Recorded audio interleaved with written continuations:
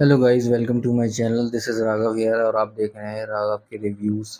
आज हम बात करने जा रहे हैं नेटफ्लिक्स पर रिलीज हुई मूवी इंस्पेक्टर जेंडे के बारे में। इंस्पेक्टर जेंडे मूवी जो कि बेस्ड है चार्ल्स शोबराज के ऊपर, जो कि बिकनी किलर के नाम से फेमस था, और कैसे उसको इंस्पेक्टर मधुकर जेंडे जो कि मुंबई पुलिस में पोस्टेड है वो पकड़ते हैं जब वो तिहाड़ जेल से एस्केप कर जाता है। ये पूरी कहानी उसी के ऊपर बेस्ड है। 90s के टेररिज्म और पुलिस के बीच की रोक टोक और कैसे पुलिस उनको टैकल करती थी उसके बारे में बताया है। बेसिकली इसको क्राइम थ्रिलर मूवी कहा जा सकता है क्योंकि ये एक इंस्पेक्टर और एक क्रिमिनल के बारे में बताती है, कैसे वो इंस्पेक्टर उस क्रिमिनल को पकड़ता है और उस चेजिंग के दौरान क्या प्रोसेस रहती है, और थोड़ी बहुत कॉमेडी भी होती है। वो सब हमें इसमें दर्शाया गया है। इस कहानी में चार्ल्स शोबराज के कैरेक्टर का नाम काल भोजराज रखा गया है। तो चलिए कहानी शुरू करते हैं। तो कहानी शुरू होती है 1986 के मुंबई के साथ में, जहाँ पे हम देखते हैं कि एक तरफ तो अमिताभ बच्चन जैसे सुपरस्टार अपने स्टारडम के दम पे मुंबई और बॉलीवुड का नाम रोशन कर रहे हैं, वहीं कुछ टेररिस्ट और क्रिमिनल्स मुंबई का नाम खराब कर रहे हैं, जिनको काउंटर करने के लिए मुंबई पुलिस तत्पर रहती है। अगले ही सीन में हम देखते हैं कि एक दूध की दुकान है जहाँ पे कुछ लोग खड़े हुए हैं, अपने दूध के टर्न का वेट कर रहे हैं। वहीं पर हम देखते हैं कि इंस्पेक्टर जेंडे आते हैं, जो कि मनोज वाजपेयी ने किरदार निभाया है,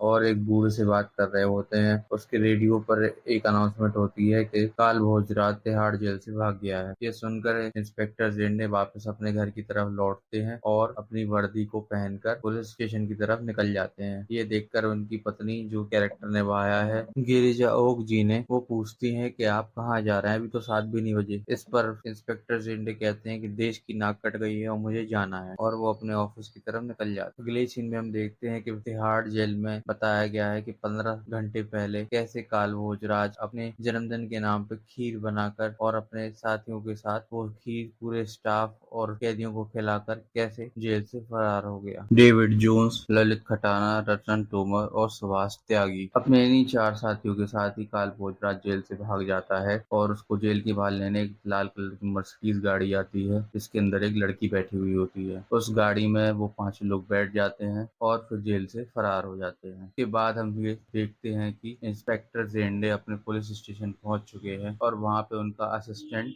दिखाया गया है, जिसका नाम है बालचंद्र पाटिल, जो कि कैरेक्टर प्ले किया गया है बालचंद कदम जी के द्वारा। ये काफी फनी कैरेक्टर है और पूरे ही मूवी में इन्होंने काफी सारे फनी सीन्स दिए हैं। फिर हम पुलिस स्टेशन में देखते हैं कि जेंडे पाटिल से पूछते हैं कि किसी का फोन तो नहीं आया। इस पर पाटिल कहते हैं कि सर, किसी का फोन आ ही नहीं सकता क्योंकि टेलीफोन लाइन खराब है। इस पर जेंडे पाटिल से बहुत गुस्सा हो जाते हैं और उसको तुरंत ऑर्डर देते हैं कि वो जाके टेलीफोन लाइन ठीक करवाए। जैसे ही वो लोग टेलीफोन लाइन ठीक करवाते हैं तो वहां पर एक फनी सीन होता है, जहाँ पर एक रेड कलर की शर्ट में एक बंदा फोन की आवाज निकालता है, ट्रिंग ट्रिंग, जिसको सुनकर इंस्पेक्टर जेंडे वापस अपने ऑफिस की तरफ भागते हैं। उनको लगता है कि फोन आया, लेकिन ये मजाक होता है। इस मजाक से गुस्सा होकर इंस्पेक्टर जेंडे उस आदमी को जेल के अंदर रखकर डंडा मारने का आदेश देते हैं। फिर जब वाकई में फोन बजता है तो इंस्पेक्टर जेंडे अपने ऑफिस की तरफ भागते हैं, और कॉल अटेंड करने के बाद उनके चेहरे पर एक बहुत अच्छी स्माइल होती है, और वो अपनी गाड़ी पर बैठकर सीधे डीजीपी के ऑफिस चले जाते हैं, जहां पर बात होने लगती है कि इसे जेंडे ने काल भोजराज को 15 साल पहले पकड़ा था। अगले सीन में हम देखते हैं कि वो एक चोर के पीछे भाग रहे होते हैं और उस चोर को पकड़ लेते हैं, और उस चोर से उन्हें पता चलता है कि किसी अग्रवाल साहूकार के यहाँ काल भोजराज चोरी करने वाला है, जिसका लोन लेंडिंग का बिजनेस था। जब काल वहां पे चोरी करने के लिए पहुंचता है तो इंस्पेक्टर जेंडे और उसकी टीम पहले से ही मौजूद होती है। वहां पर एक रिसेप्शनिस्ट भी होती है, जिसके साथ में काल थोड़ी बहुत बात करता है, और फिर वो उसको किस करने की कोशिश करती है, लेकिन वो सीन टल जाता है। फिर हम देखते हैं इंस्पेक्टर जेंडे जो कि काल को बुलाते हैं, और फिर उसके साथ में लड़ाई करने के बाद उसको पकड़ लेते हैं, जिस पर काल के साथी इंस्पेक्टर जेंडे के ऊपर बंदूक तान देते हैं, और फिर इंस्पेक्टर जेंडे की टीम भी काल के साथियों को घेर लेती है और फिर उसको जेल में बंद कर देती है। इसके बाद फिर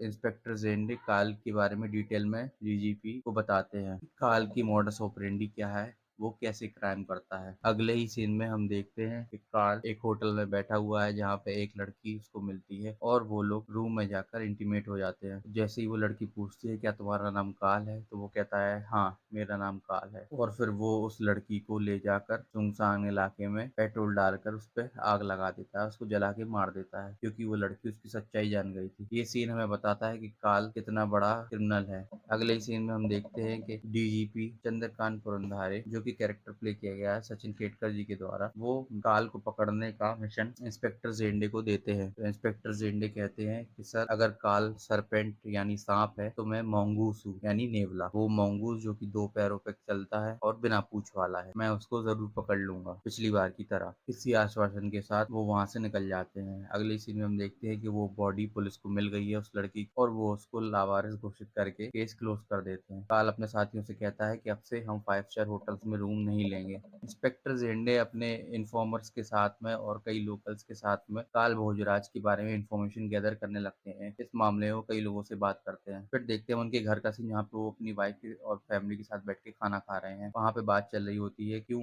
उन्हें ही केस दिया गया, क्योंकि उनकी पत्नी परेशान हो जाती है। काल एक बहुत खतरनाक क्रिमिनल है, इसलिए उनको उनकी परवाह होने लगता। तब वो कहते हैं कि मुझे ये केस इसलिए दिया गया है क्योंकि पिछली बार मैंने ही उसे पकड़ा था। फिर उनको एक फोन कॉल आता है जो कि उनके इन्फॉर्मेंट का रहता है, और उनको खबर मिलती है कि काल किसी 5 स्टार होटल में है। इस पर वो अपनी टीम के साथ असेंबल होकर को पकड़ने का प्लान बनाते हैं। उनके पास एक पुरानी फोटो होती है जिससे वो उसको पकड़ने वाले थे, लेकिन उनका असिस्टेंट पाटिल कहता है कि सर, इतनी पुरानी फोटो, कोई नई फोटो नहीं है क्या? तब वो कहते हैं कि आज जब हम उसको पकड़ लेंगे तब तेरे साथ में उसकी नई फोटो खिंचवाएंगे। और फिर वो लोग होटल के स्टाफ के ड्रेस में हर एक रूम में जाकर चेक करते हैं। कई रूम्स में चेक करने के बाद जब काल उन्हें नहीं मिलता है तो वो एक रूम जो कि दरवाजा नहीं खुल रहा था उस पर जाकर धमक मारते हैं, लेकिन उस रूम में कोई फॉरेनर व्यक्ति था और उसी रूम के जस्ट बगल में ही काल का रूम था। लेकिन काल बच गया क्योंकि उसने अपने चेहरे पर शेविंग फोम लगाया हुआ था। फिर हम एक सीन देखते हैं कि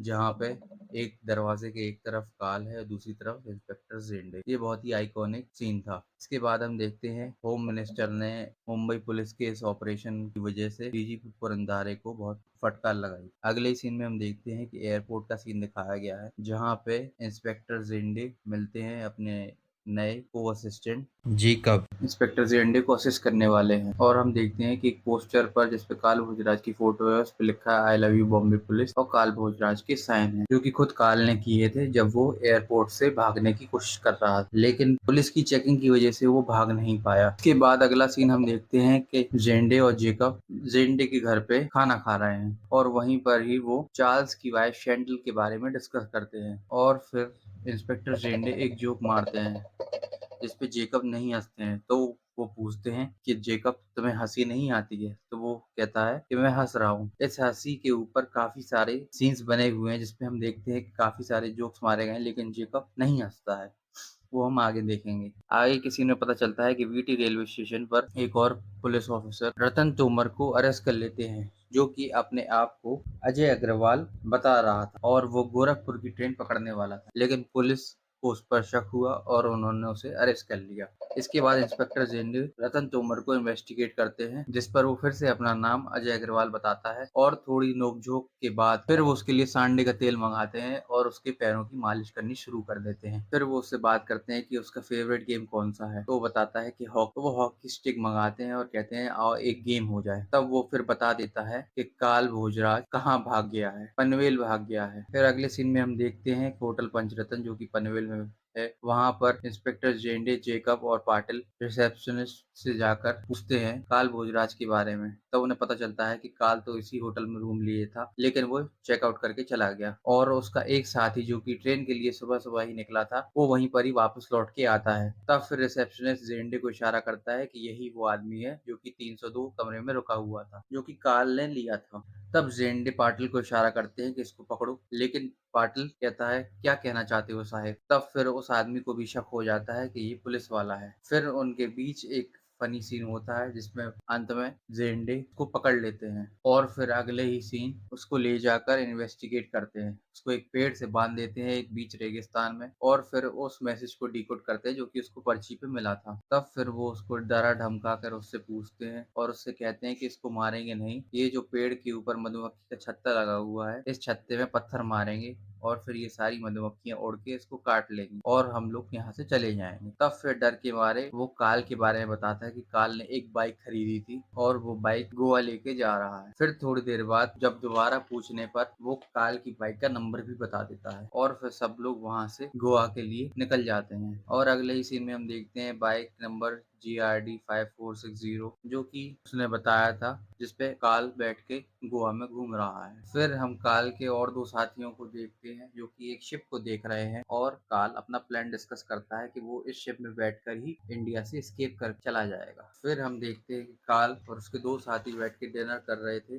और काल पीछे से आकर एक साथी का गला रेत के उसको मार देता है, क्योंकि वो उसके लिए मुसीबत बन गया था, और काल कोई भी मुसीबत नहीं चाहता था, इसलिए वो उसको खत्म कर देता है। अगले सीन में हम देखते हैं डीजीपी पुरंदहारी जेंडे के घर आते हैं और जेंडे की पूरी टीम के साथ में ब्रीफिंग करते हैं, क्योंकि एक सीक्रेट मीटिंग थी, इसलिए वो जेंडे के घर पे अरेंज करते हैं। फिर जेंडे की वाइफ उनको जूस वगैरह सर्व करती है। तब डीजीपी कहते हैं कमिश्नर, यानी कि जेंडे जो कि अपनी वाइफ को कमिश्नर बुलाता था। उसके बाद फिर सबसे धीरे धीरे बात होती है। जेकब कहता है कि सर, गोवा में बिना लोकल पुलिस की मदद लेके इस ऑपरेशन को परफॉर्म करना आसान नहीं है। तो डीजीपी कहते हैं अगर आसानी काम करना था तो कोई दुकान खोल लेते। फिर इंस्पेक्टर जेंडे से पूछते हैं कि तुम्हें इस ऑपरेशन के लिए किस किस की मदद लगेगी। इंस्पेक्टर जेंडे हर एक टीम मेंबर को इंट्रोड्यूस करते हैं। सबसे पहले जेकब, देन पाटिल, उसके बाद पेशवाने, देन नायक, और उसके बाद फिर से पाटिल, और वो लोग गोवा के लिए रेडी हो जाते हैं। तब डीजीपी उनको बोलते हैं कि आप फ्लाइट से गोवा जाने के लिए तैयारी। तब वो सब खड़े हो जाते हैं, क्योंकि वो लोग फ्लाइट में कभी नहीं बैठे थे। फिर हम अगले दिन सीन में देखते हैं कि वो सब फ्लाइट में बैठ चुके हैं, और इंस्पेक्टर जेंडे की एक मेमोरी शेयर की जाती है, जिसमें उसकी वाइफ उसके लिए अपने पड़ोसियों से कोट उधार लेती है, और वो उससे बात कर रही होती है। इस बात को सोच के वो थोड़ा सा मुस्कुरा देता है, तो उसके बगल वाला को पैसेंजर उसको देखता है। फिर हम देखते हैं कि वो रात में कुछ टाइपराइटर पे टाइप कर रही है, और इंस्पेक्टर जेंडे उसको बुलाते हैं कि आके सो जाओ। तब फिर वो अपने कोट की जेब चेक करता है, छोटा सा नोट जिसपे लिखा होता है ऑल दी बेस्ट। इसको देखकर उसको और स्माइल आ जाती है, और उन दोनों के बीच का प्यार पता चलता है। फिर हम देखते हैं कि वो भगवान को नहला रही है और अपने पति की कामयाबी के लिए पूजा कर रही है, और फ्लाइट लैंड हो जाती है। फिर वो लोग गोवा के एक होटल में जाके रूम लेते हैं, और रिसेप्शन पे अपने सारे फर्जी नाम बताते हैं। पाटिल के नाम को सुनकर, जो कि उसने ऋषि कपूर लिया था, सब चौंक जाते हैं और उसको ढूंढने लगते हैं। फिर वो अपना नाम बदल के ऋषि बावे कर देता है। तब जब होटल रिसेप्शनिस्ट इंस्पेक्टर जेंडे से पर्पस ऑफ विजिट पूछता है, तब वो उससे कहता है कि ही इज फॉर वेकेशन। अगले ही सीन में उनकी टीम का एक मेंबर पाटिल इंस्पेक्टर जेंडे को इन्फॉर्म करता है कि जो बाइक उसके ओनर की डिटेल्स पता चल जाती हैं, और वो अपनी पूरी टीम के साथ उस ओनर के एड्रेस पे चले जाते हैं, जहाँ पे बाहर से तो वो घर बंद मिलता है, जो कि जी पिंटो के नाम से। फिर वो अपनी टीम के लोगों को लगाते हैं, और उनमें से एक पाटिल क्लाइम करके ऊपर जाता है और अंदर से जाके घर को खोल देता है। फिर ऊपर कुछ गिरने की आवाज आती है। जब वो जाके देखते हैं तो कुछ कांच का सामान नीचे पड़ा हुआ है। फिर लौट के आके वो नीचे देखते हैं तो एक व्यक्ति उनके ऊपर बंदूक ताने हुए खड़ा हुआ है, जिस पर सब लोग अपने हाथ ऊपर कर लेते। तब फिर इंस्पेक्टर जेंडे उससे बात करते हैं। दरअसल वो व्यक्ति जी पिंटो ही रहता है, जिसकी बाइक चोरी हो गई। फिर उससे पूछता है क्या इंस्पेक्टर आपको बाइक मिल गई है। तब वो फिर वहाँ के लोकल मैकेनिक से पता करता है कि जो बाइक थी वो काल भोजराज ने खरीदी थी। इससे कंफर्म हो जाता है कि काल गोवा में ही है। अब पूरी टीम लोकल लोगों से पूछते हैं और इन्वेस्टिगेट करते हैं कि काल कहाँ पर है। तो इंस्पेक्टर जेंडे कहते हैं कि वो यहाँ की फेमस कैसीनोज और होटल्स में जाकर काल को ढूंढेंगे, शायद वो वहीं पर ही मिलेगा। तब वो अलग अलग होटल्स, कैसीनोज, बार्स में जाकर टाइम स्पेंड करते हैं और काल को ढूंढते हैं। फिर अगले ही सीन में हम देखते हैं कि बजट को लेकर जेकब और पाटिल में कुछ बात हो रही है, और फिर जेकब और पाटिल टीवी में जेम्स बॉन्ड की मूवी देखते हैं, जिसपे जेकब कहता है कि हमारे पास भी इतने ऑटोमेटिक हथियार होने चाहिए थे जिससे हम दुश्मन को आसानी से पकड़ लेते। इस पे इंस्पेक्टर जिंडे कहते हैं कि हथियारों से क्रिमिनल को नहीं पकड़ा जाता, बल्कि दिमाग से पकड़ा जाता है, और काल बहुत दिमाग से खेल रहा है, और हमें भी अपना प्लान चेंज करना पड़े। अगले सीन में हम देखते हैं कि स्कूटर पर मनोज वाजपेयी एक डिस्गाइज में ड्रेस्ड होकर एक पार्टी में जाते हैं, जहां पर हमें पहले से ही काल दिख रहा होता है, जो कि दो फॉरेनर से बीट्स को लेकर डील कर रहा होता है, और उनको फंसाकर उनको मारने का प्लान बनाता है, क्योंकि वो उनकी ड्रिंक में कुछ मिलाने का प्रयास करता है। फिर वहीं पर ही दो फॉरेनर्स एक दूसरे के ऊपर बंदूक तान देता है, जिसको शांत करने के लिए इंस्पेक्टर जिंडे उनको रोकने की कोशिश करते हैं। वो अपने आप को पुलिस की तरह इंट्रोड्यूस करते हैं, जिसको सुनकर काल वहां से भाग जाता है, और पीछे से पुलिस आकर इंस्पेक्टर जिंडे के सर पे डंडा मार देती है, और वो गिर जाती है, और पुलिस वाले इनको घेर लेते हैं। फिर वो इंस्पेक्टर जेंडे को पुलिस स्टेशन ले जाते हैं, और इंस्पेक्टर जेंडे को अपनी असलियत बतानी पड़ती है कि वो मुंबई पुलिस में इंस्पेक्टर हैं, अपना आईडी कार्ड दिखा। इस पर गोवा पुलिस का इंस्पेक्टर क्लेटन फोंसेका उसकी बात का बिलीव नहीं करता है। फिर थोड़ी देर बाद ही वहाँ पर पाटिल आ जाते हैं, जिसको इंस्पेक्टर जेंडे अपने साले की तरह बताते हैं और वो बताते हैं कि वो मुंबई से यहाँ पर अपनी बीवी से बचने के लिए आए हैं और ये उनका साला है जिसको उसकी बीवी ने उसके पीछे लगाया हुआ है। तो इंस्पेक्टर क्लेटन फोंसेका कहता है कि उसको उसकी बातों पे बिलीव नहीं है, लेकिन वो उसको छोड़ रहा है क्योंकि कोई क्राइम नहीं हुई है। और फिर इंस्पेक्टर जेंडे और पाटिल पुलिस स्टेशन से चले जाते हैं। अगले सीन में हम देखते हैं कि इंस्पेक्टर जेंडे और डीजीपी फोन पर बात कर रहे होते हैं। तब वो कहते हैं कि तुमने पाटिल को पकड़ लिया क्या? तब वो इंस्पेक्टर जेंडे रिप्लाई देते हैं कि गोवा भी एक स्टेट है और हम उसको इतनी जल्दी नहीं पकड़ पाएंगे, लेकिन हम पूरा प्रयास कर रहे हैं। तब डीजीपी कहते हैं क्या पूरी पुलिस फोर्स भेज दूं काल को पकड़ने के लिए? इस पर जेंडे कहता है कि नहीं सर, हम लोग पूरी कोशिश कर रहे हैं। तब डीजीपी बताते हैं कि वो कुछ दिनों बाद गोवा के पास आने वाले हैं और अगर वो उसको पकड़ लेते हैं तो वो उनको इन्फॉर्म कर दे, जिससे वो पूरी टीम को लेकर उसको अपने साथ लेने के लिए आ जाएं। अगले सीन में हम देखते हैं इंस्पेक्टर जेंडे अपनी पूरी टीम के साथ में बैठ के डिनर कर रहे हैं और फिर एक व्यक्ति जो कि वायलिन बजा रहा होता है और काल को देखा जाता है और वही फॉरेनर जिसको वो बीड बेचने वाला था उस पार्टी में, वो भी दिखता है। काल उसकी ड्रिंक में कुछ मिक्स कर देता है और फिर उसको ले जाकर गला घोट के मार देता है। फिर उसकी बॉडी को पेट्रोल डाल के आग लगा देता है। इससे उस फॉरेनर का पासपोर्ट उसको मिल जाता है जिसकी उसको जरूरत थी इंडिया एस्केप करने के लिए। उस फॉरेनर का नाम जॉन मिलर रहता है। अगली सीन हम देखते हैं Mrs Zende police headquarter office की तरफ जाती हैं और डीजीपी को पूरन पोली का डब्बा देती हैं जो कि वो अपने पति के लिए लेके आई थी। उस दिन उनकी एनिवर्सरी थी और वो रिक्वेस्ट करती हैं कि डीजीपी सर वो डिब्बा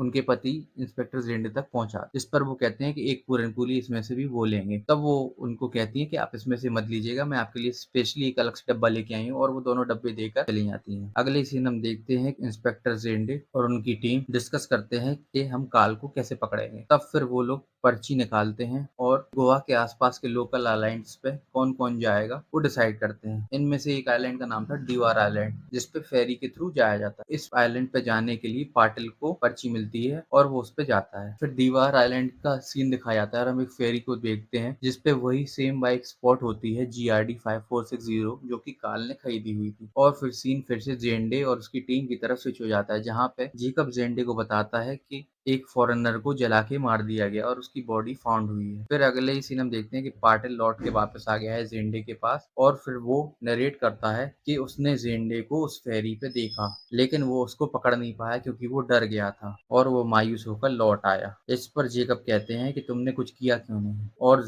जेंडे गुस्सा होने लगता। तब वो बताता है कि वो एक बहुत खतरनाक किलर है और मेरे भी 2 बच्चे हैं। तब वो कहता है कि अपने बच्चों को कहना कि तुम्हारा बाप डरपोक है, अगर यही बुजदिली दिखाई थी तो पुलिस की नौकरी क्यों ज्वाइन करी। और वो उसको डांट कर वहां से चले जाते हैं। फिर शाम का सीन होता है और इंस्पेक्टर जेंडे अपना पर्स निकालकर अपनी वाइफ की फोटो देखते हैं और उसके साथ बिताए हुए लम्हे को याद करते हैं। फिर शाम को वो उसको कॉल करते हैं और कॉल पे बात कर रहे होते हैं, जिसपे वो बताती है कि वो डीजीपी साहब को पूरन पोली का डब्बा लेके आई है। और बातों ही बातों में उसकी दिमाग में एक आइडिया आता है कि चार्ल्स अपनी पत्नी को कैसे कांटेक्ट करता होगा। इस पर वो अपने असिस्टेंट जेकब को जगाते हैं और उससे बात करते हैं चार्ल्स अपनी पत्नी को कैसे कांटेक्ट करता होगा। इस पे वो लोग एक निष्कर्ष पे पहुंचते हैं कि यहाँ पे इंटरनेशनल कॉल का BPO होगा जिससे चार्ल्स अपनी पत्नी को कॉल करता होगा। और अगले ही दिन जेकब और पाटिल दोनों एक ऑफिस में जाकर इंक्वायरी करने के लिए जाते हैं, जहाँ पे बिना रिश्वत दिए उन्हें रजिस्टर का पता नहीं चलता है और उन्हें एक लोकल बार के बारे में जानकारी मिलती है जहाँ पे ऐसी कॉल्स अरेंज हो जाती हैं जिनमें पेपर वर्क का कोई इशू नहीं रहता, जिसका नाम था ओ कोकीरो। वहाँ पर हम चाल को स्पॉट करते हैं और थोड़ी देर बाद ही जेंडे की पूरी टीम वहाँ पर आ जाती है और चाल उन्हीं के सामने से चला जाता है। जब वो फोन को देखते हैं तो वो डिसाइड करते हैं कि वो वहीं पर ही गश्त लगाएंगे और चाल के आने का वेट करेंगे, क्योंकि चाल कभी ना कभी फोन करने के लिए उस बार में जरूर आएगा।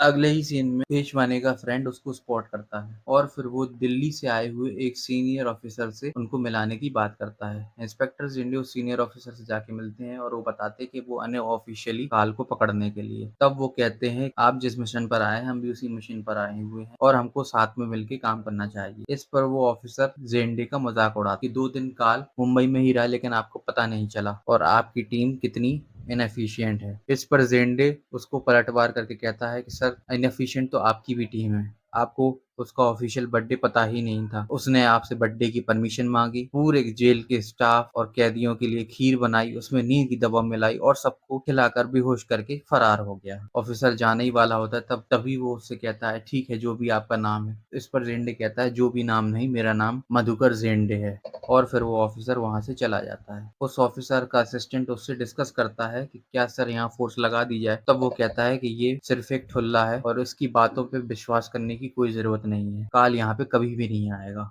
काल सिर्फ 5 स्टार होटल जैसी जगह पे जाता है। अगले सीन हम देखते हैं कि इंस्पेक्टर जेंडे अपनी पूरी टीम के साथ दिन भर उस होटल में बिताते हैं और रात में जब वो थक हार जाते हैं तब वहां से फिर वापस निकल आते हैं। फिर हम देखते हैं कि बजट को लेके कुछ प्रॉब्लम हो रही है और फंड्स की शॉर्टेज हो रही है। इस पर जेंडे अपनी पॉकेट से कुछ पैसे निकाल कर पाटिल को दे देते हैं जो कि फंड्स मैनेज कर रहा था। और फिर हम देखते हैं कि उनका टीम वर्क कैसा है और वो बिना काल को पकड़े वहां से नहीं जाएंगे। फिर हम इंस्पेक्टर फोंसेरा को देखते हैं जो कि जेंडे का पीछा कर रहा है काफी दिनों से। फिर डेट आती है 6 अप्रैल 1986 जिसके अगले दिन काल को भागना था। तब जेंडे डिस्कस करते हैं जेकब के साथ में कि काल यहाँ गोवा में क्या कर रहा है। तो फिर उनको आइडिया होता है और वो सी पोर्ट पर जाकर गश्त मारते हैं। तो उन्हें पता चलता है कि एक शिप यहाँ से अमेरिका डिपोर्ट होने वाली है। और हम अगले ही सीन में देखते हैं कि नीचे काल खड़ा हुआ है अपने साथी के साथ में और वो वही पासपोर्ट लिया जो उसने फॉरेनर को मारकर उससे लिया था। उस पर उसने अपनी फोटो पेस्ट कर दी है और वो उसी पासपोर्ट का इस्तेमाल करके उस शिप में पोर्ट होके भागने वाला था। फिर हम देखते हैं कि डीजीपी को फोन आता है होम मिनिस्टर का और होम मिनिस्टर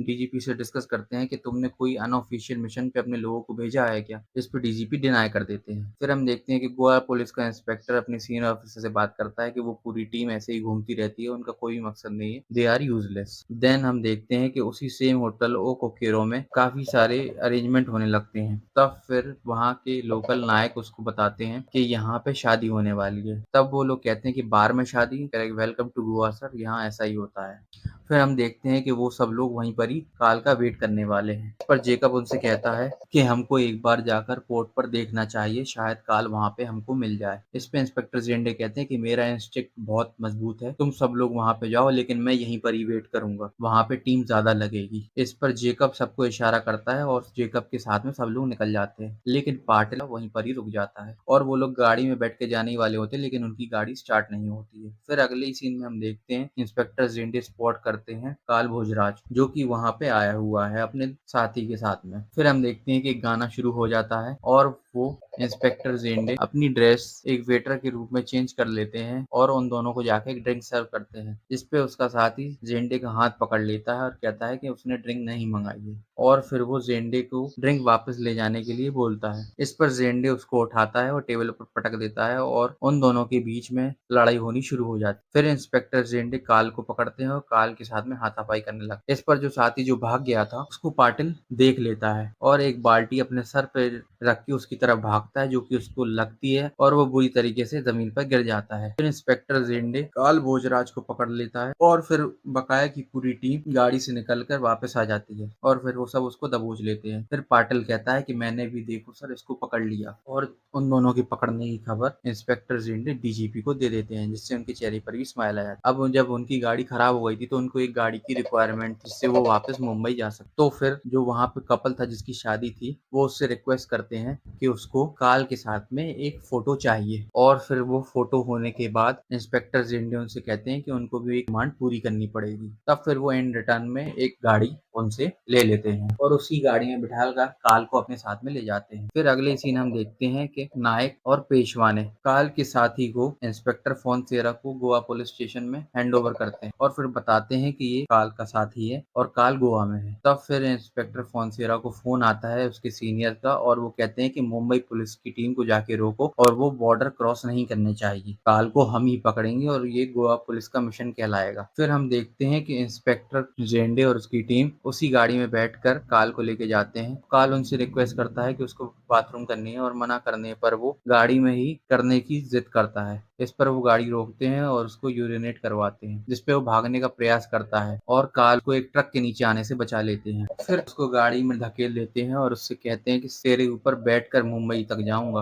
और फिर पाटिल देखता है कि पीछे से गोवा पुलिस की टीम आ रही है जिस पर वो गाड़ी और तेज चलाने लगता है और जैसे ही गोवा पुलिस के बैरिकेडिंग दिखने लगते हैं वो गाड़ी रोक देता है जिस पर जेंडे और उसकी पूरी टीम काल को उठाकर भागने लगते हैं और हम देखते हैं कि काल और जेंडे महाराष्ट्र की तरफ भागते हैं और जैसे ही वो लोग सीमा क्रॉस करते हैं इंस्पेक्टर फोंसेरा पर बंदूक तान देता है। तब वो कहता है कि तुम गोवा से काल को लेके नहीं भाग सकते। अब वो इंस्पेक्टर जेंडे उसको याद दिलाता है कि गोवा तो पीछे छूट गया, आप महाराष्ट्र की सीमा में है और फिर डीजीपी पुरंधारे अपनी पूरी टीम के साथ वहां पर आ जाते हैं। फिर हम देखते हैं कि इंस्पेक्टर जेंडे काल को पकड़ने के लिए इंस्पेक्टर फोंसेरा को भी क्रेडिट दिलवाते हैं, जिसपे डीजीपी कहते हैं कि you are a nice policeman. उसके बाद काल को वैन में बिठाकर वहां से ले और इंस्पेक्टर जेंडे का मिशन खत्म हो जाता है। फिर अगले सीन हम देखते हैं कि एक व्यक्ति इंस्पेक्टर जेंडे से आकर हाथ मिलाता है, यानी मनोज वाजपेयी से। फिर हमें बाद में पता चलता है कि ये ओरिजिनल इंस्पेक्टर मधुकर जेंडे हैं, जिनका कैरेक्टर मनोज वाजपेयी ने फिल्म में प्ले। इन्होंने ही काल को पकड़ा था और इसके लिए उन्हें प्रेसिडेंट मेडल भी मिला था और उन्होंने अपना career as assistant commissioner of police Mumbai